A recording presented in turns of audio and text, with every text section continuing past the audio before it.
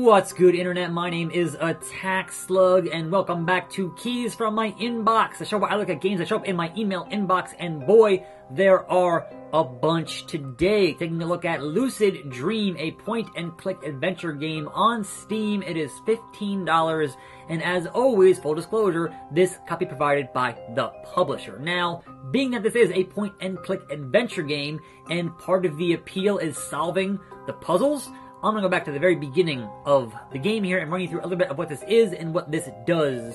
So you can see I've played a handful of stages here. I got a couple left still to play, but I'm going to hop in here back into the first stage and show you why I find this so appealing and interesting. And hello, Butterfly. It's been a while. Where have you been? I don't have any good news. Mom's still not feeling well. We don't even go on walks anymore. So essentially you are this character Lucy here. And there is something going on with your mom, and you can escape to the world of dreams to try to solve those problems. But it does play out like a traditional point-and-click adventure game. You're picking up items, you're combining things, and you are seeing what interacts with other items, etc., etc. So we need a key from the window. We have a wooden puppet and a broken dream catcher. And honestly, the appeal here is that this kind of has a very Tim Burton-esque type vibe to it that I appreciate a whole lot.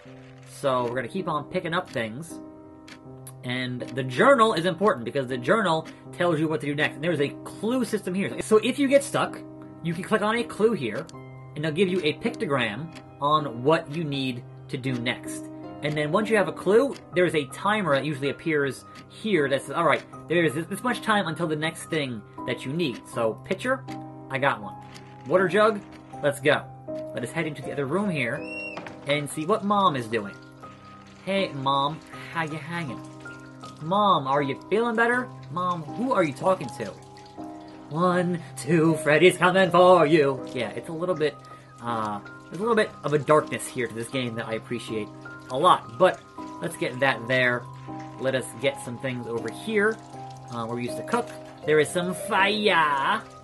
And, you know, as most games that start out in this genre, you know, you get kind of an enclosed space to kind of get a feel for how the game mechanics are going to play out.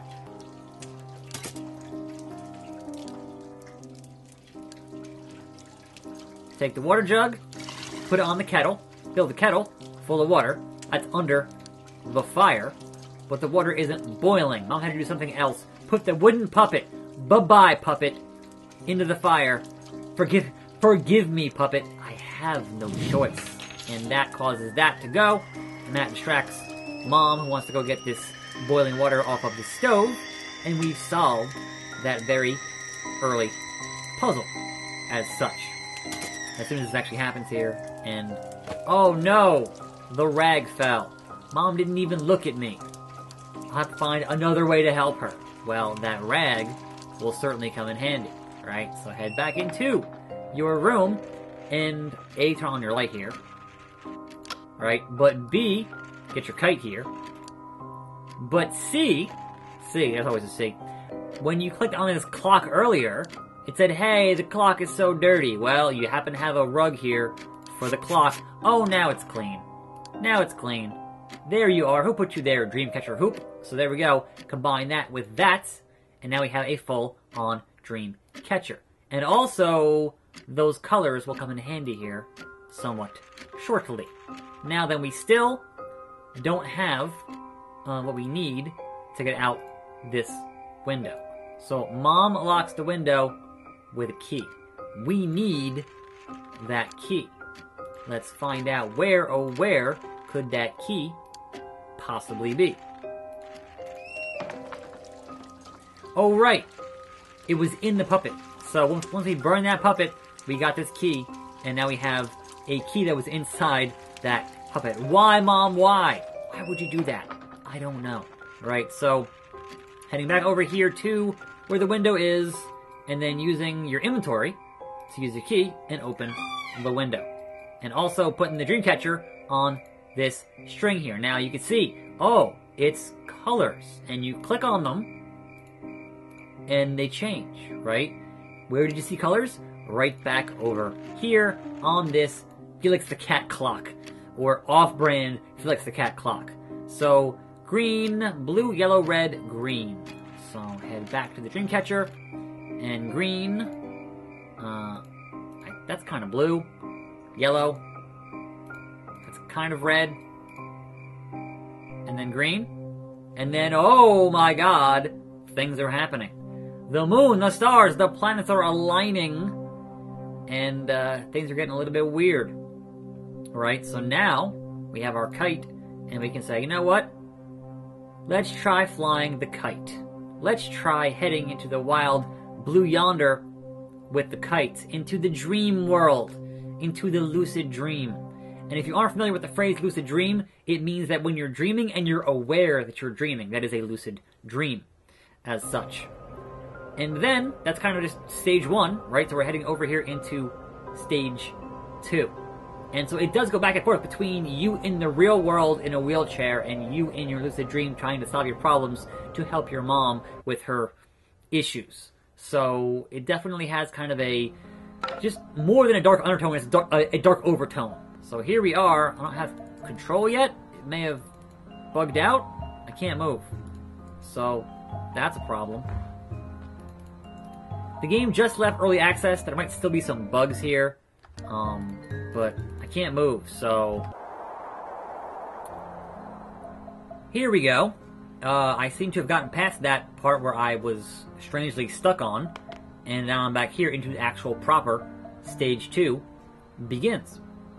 And once you're in the lucid dream world, you can walk around, and most of your gameplay will be doing this. Now the puzzles can get a little bit esoteric. The hints do help, but the puzzles can be a little bit weird, and it does take some foresight to figure out what they mean and what they are. Some of them are easy, and some of them it's like, alright, I didn't know to click on this thing here to make that balloon go there.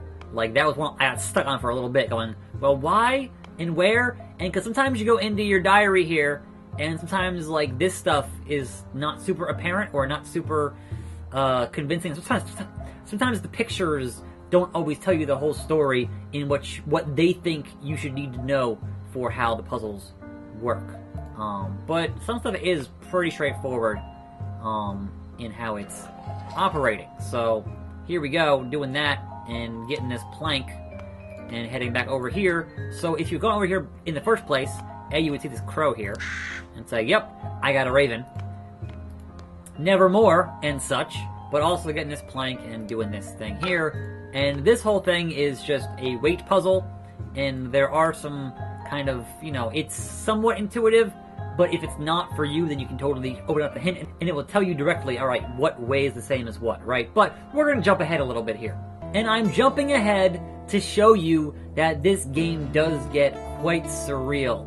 And that's kind of the part I enjoy the most. The artwork here and just the overall tone I found to be quite enjoyable.